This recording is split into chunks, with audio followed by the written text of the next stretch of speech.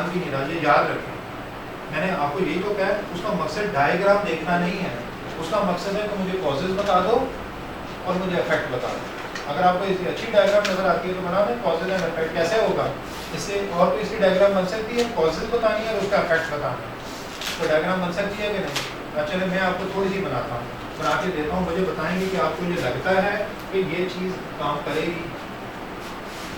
अभी हम फैसला कर लेते हैं कि increasing pollution in the world, ये मैं आपको टॉपिक दे रहा हूँ, इंक्रीजिंग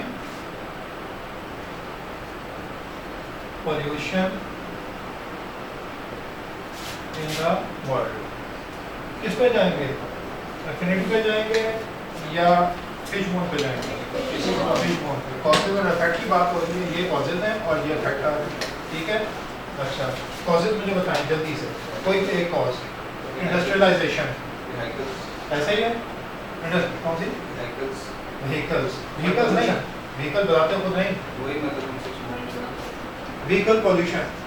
पूरा ऐसा वर्ड यूज करेंगे पता चलेगा व्हीकल्स के अंदर तो इंजन भी होता है, मशीनरी भी होती है, उसे चलाने का स्टाइल भी होता है। आप बताएं कहना क्या चाह रहे हैं? व्हीकल के भी तो कई एस्पेक्ट्स हैं ना, ठीक है? व्हीकल पोल्यूशन या पोल्यूशन क्रिएटेड बाय व्हीकल, कितना लंबा नहीं लिखना, शॉर्ट रखना है जिससे पता चल जाए। Vehicle pollution, vehicle pollution. Number 2, industrialisation. Pollution created by industry लिखने की जरूरत नहीं, इंडस्ट्रियलाइजेशन क्या मतलब है इस वर्ड का? सनतकारी नहीं, वो तो इंडस्ट्री होती है। इंडस्ट्रियलाइजेशन, इंडस्ट्रियां लगाना, इंडस्ट्रियलाइज करना। दुनिया में दो ही बड़े शोबे हैं, कौन से हैं? एग्रीकल्चर और इंडस्ट्री। सारे से रिलेट कर जाता है, बाकी सब कुछ तो ऐसे ही है। तो इंडस्ट्रियलाइज ये नाउन है क्या वर्ड है? वर्ब है। इंडस्ट्रियलाइज वर्ब क्या मतलब है? इंडस्ट्रियां लगाना, एक ऐसे सोच पे जाना जहाँ पे आप देखेंगे इंडस्ट्री लगाना ही बेहतर है। इंडस्ट्रियलाइज। इंडस्ट्रियलाइजेशन क्या मतलब है? नाउन, ये प्रोसेस इंडस्ट्रियां लगाने का। इंडस्ट्री क्या चीज़ है? चले ये भी अब आगे आएगा, हमने एक हमारा पूरा चैप्टर है इसमें इडियम, फ्रेजेस और वोकैबुलरी पढ़नी है, तो ये आपको पता होना चाहिए। इंडस्ट्री एक वर्ड है, इंडस्ट्रियलाइज दूसरा वर्ड है, इंडस्ट्रियलाइजेशन तीसरा लगाने तीसरा वर्ड है। इंडस्ट्री क्या चीज़ है? आप इसे इंग्लिश में ना बोलें, आप इसका मतलब बताएं। इंडस्ट्रियलाइज का मतलब क्या है? इंडस्ट्रियां लगाना, ठीक है? इस प्रोसेस में जाना है कि जितनी इंडस्ट्री लग सकती है लगाई जाए। इंडस्ट्रियलाइजेशन का मतलब क्या है? वो अमल जिसके तहत, वो अमल, ये अमल, इंडस्ट्रियां लगाने का अमल। इंडस्ट्री का मतलब क्या है? वो जो चीज़ हम लगा, वो प्रोडक्ट, वो प्रोडक्ट जो लगाया गया है। तो ये क्या है? वर्ब। ये क्या है?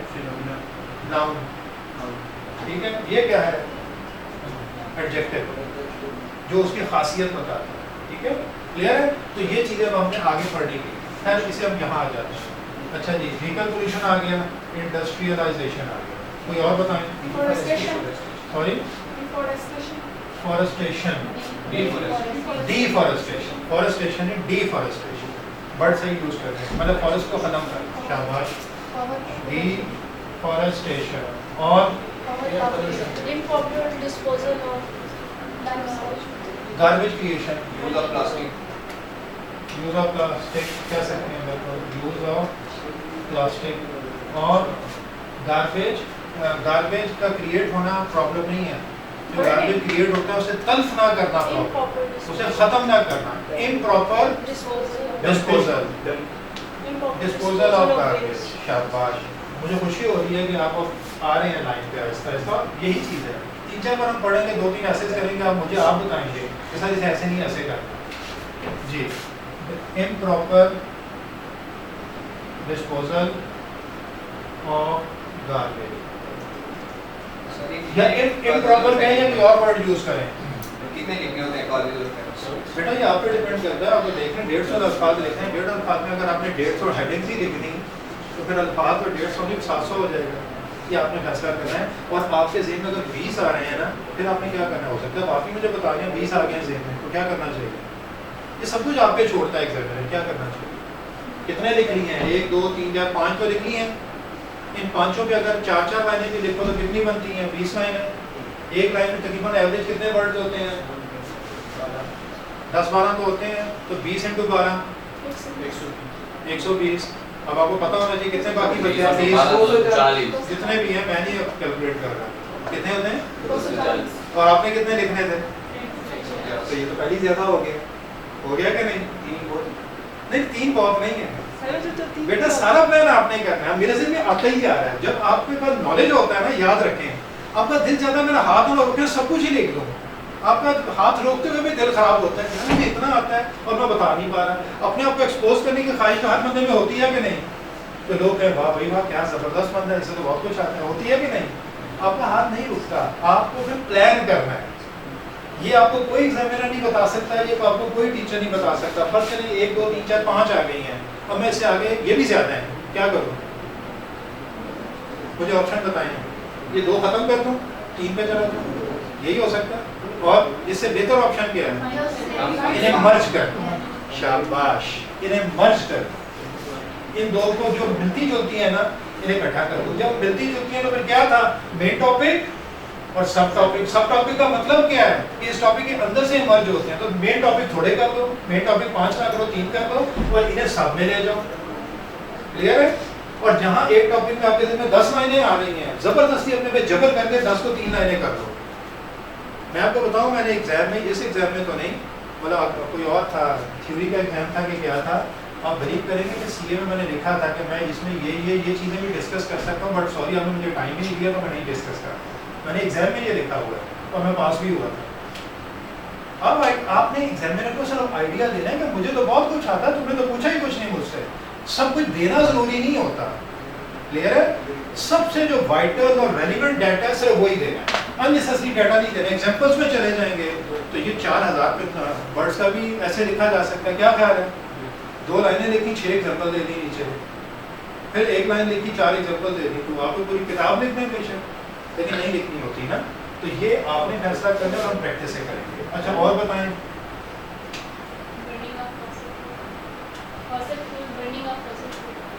Fossil fuel, burning of fossil fuel, burning of fossil fuel. अच्छा, इसे और इसे मैं इकट्ठा कर सकता हूँ कि नहीं? कर सकता हूँ। बात हो गई। एक मेन बना दूं, अगर इन दोनों का मेन, अगर मैं इन दोनों को सॉल्व कर दूं, कर सकता हूँ कि नहीं? मेन क्या करूं?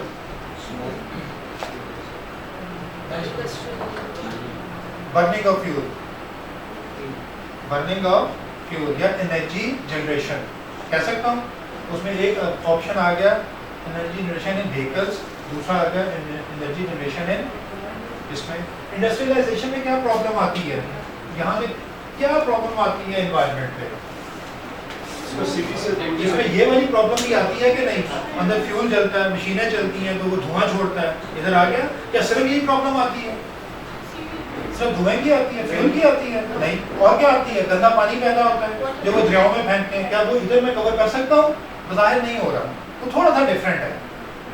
ठीक है, तो फिर मेरे जहन में क्रिएट होती जा रही है बात कि मैंने मेन क्या रखना और सब क्या करना। मेन क्या करना है? फ्यूल, यूज ऑफ फ्यूल, और उसमें ये 2 आ गए। लेकिन इंडस्ट्रियलाइजेशन में एक और चीज़ मेरे जहन में आ गई कि फ्यूल के अलावा भी कुछ है, उसका आप सोचेंगे उसका ज़्यादा हेडिंग बनानी है, मेन बनानी है कि सब बनानी है। क्या इंडस्ट्री के अंदर एक से ज़्यादा फैक्टर हो सकते हैं एनवायरनमेंट वाले? हो सकते हैं। तो फिर इंडस्ट्रियलाइजेशन ही मेन टॉपिक क्यों ना बना दूँ और उसके नीचे अलग अलग बना दूँ? Use of fuel, generation of या क्रिएशन ऑफ क्या, कौन सा वाटर, कौन सा वाटर है जो दरिया में फेंकेंगे तो खराब करेगा सबको, उसका वर्ड क्या यूज करूँ? और कोई वर्ड हैजर्डस वाटर कह सकता हूँ। हैजर्ड क्या होता है? नुकसानदेह, खतरनाक, हैजर्डस। तो आपने फैसला करना है कि वर्ड कौन सा यूज करना है। ये फैसला कैसे होगा? हम अगला चैप्टर पढ़ेंगे वोकैबुलरी वाला, वहाँ यही तो पढ़ेंगे कि किस चीज़ के क्या क्या माने होते हैं। सिनोनिम्स पढ़े जाते हैं कि ये लफ्ज़ है, इसके सिनोनिम्स क्या हैं। क्यों पढ़ते हैं हम ये देखना चाह रहे होते हैं कि सबसे बेहतर वर्ड हमारे कॉन्टेक्स्ट में कौन सा हमें यूज़ करना चाहिए। जैसे मैंने शायद आपको पहले भी बताया था या किसी और क्लास में बताया था कि अरबी में शेर के कितने लफ्ज़ हैं। लाइन जो होता है इसमें अरबी में कितने अल्फाज हैं? 6-7 लफ्ज़ हैं। दहाड़ता हुआ शेर, उसका अरबी लफ्ज़ कुछ और है। सुकून से बैठा हुआ शेर, उसका लफ्ज़ कुछ और है। हमले के लिए बिल्कुल तैयार, हाथ लगा के बैठा शेर, उसका वर्ड कुछ और 6 या 7 वर्ड हैं। अब आपने जो फ्रेज लिखना है उसमें आपने देखना है कि आप कौन से शेर की बात कर रहे हैं, वो हमला करने वाला है या उस कौन से बैठा हुआ है, तो आपको उस हिसाब से वर्ड उठाना है ना। इंग्लिश में भी ऐसी चीज़ें आ जाती हैं बाजू का कि आपने क्रिसेंट का मतलब और मून का मतलब की बात हुई थी शायद, दोनों का मतलब फ़र्क है। खून का मतलब उर्दू में लहू और खून का मतलब थोड़ा सा फ़र्क है, मैंने बताया भी था। ये थोड़ी सी अपने प्रैक्टिस करें, अगर आप याद रखें कि परफेक्ट कोई नहीं है, मैं भी नहीं, आप भी नहीं, तो आपने इतनी ही मेहनत करनी है जितनी ज़रूरी है। इससे ज़्यादा जाने की कोशिश करेंगे तो नुकसान हो। और कुछ लैक ऑफ लेजिस्लेशन,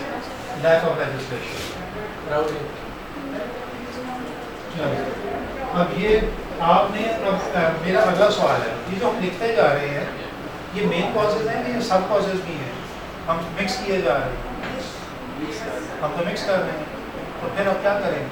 वो तो कहता है एग्जाम में कि पहले इन्फिनिटी बनाओ या फिश बोन बनाओ, उसके बाद आगे फिर ऐसे लिखो।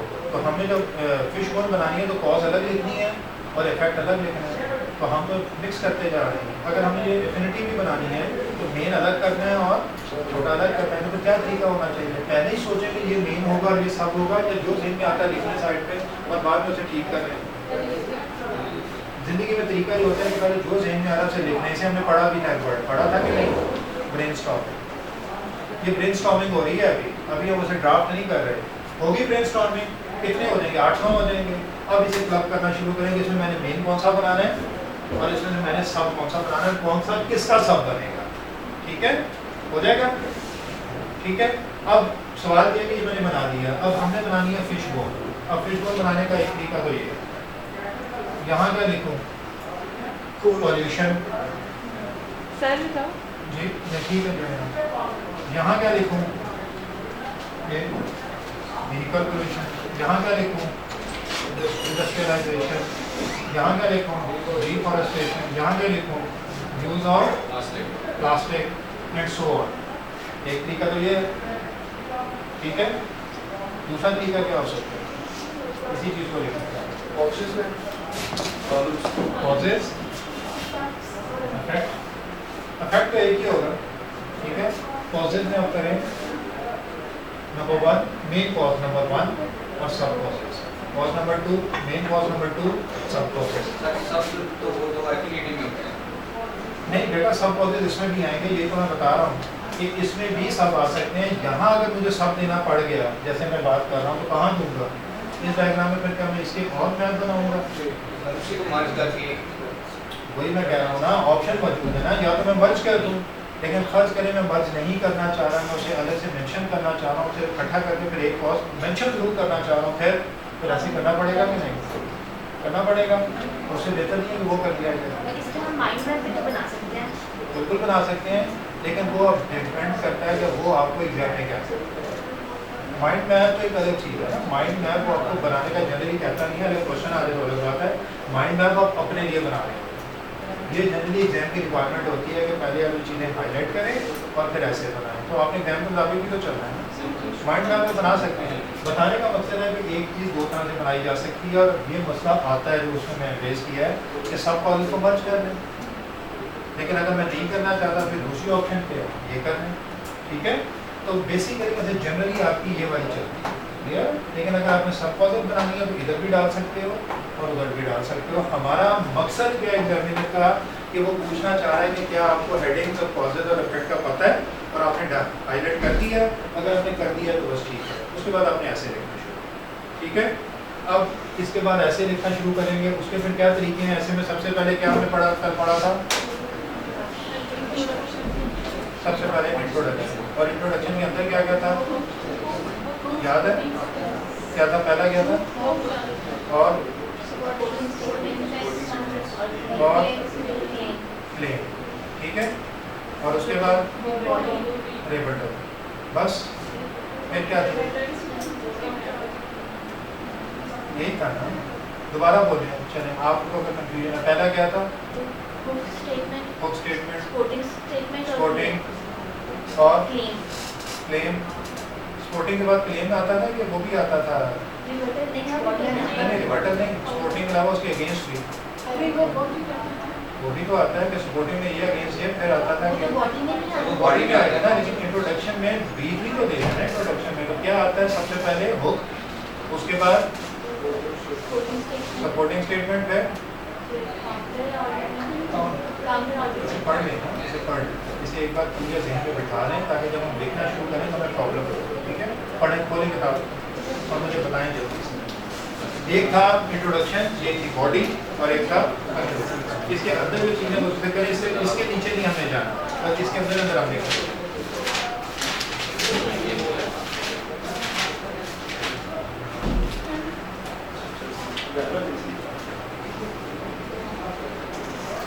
जल्दी से कर लें, फिर हम वो कल वाला काम शुरू करें जो कल मैंने आपको थोड़ा सा काम करवाया था, फिर मैं आगे बढ़ा।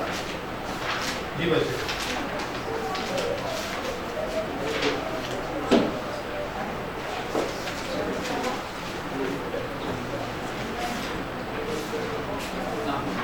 क्या था पहले इंट्रोडक्शन में? हुक क्या होती है? जल्दी जल्दी अब मुझे करने पर आगे बढ़े। हुक क्या होती है? इंटरेस्ट डेवलप करने के लिए कोई मुनासिब भी 3-4 लाइनें 5 लाइनें, शाबाश। आगे supporting sentence, supporting sentence. Supporting sentence में क्या होगा कि जो आप क्लेम कर रहे हैं उसकी सपोर्ट में आप क्या कहना चाह रहे हैं, और clear, क्लेम। तो क्लेम आपका कि इसकी बेस का आपका क्लेम ये भी ऐसे होता है, और फिर बॉडी। ठीक हो गया? बॉडी का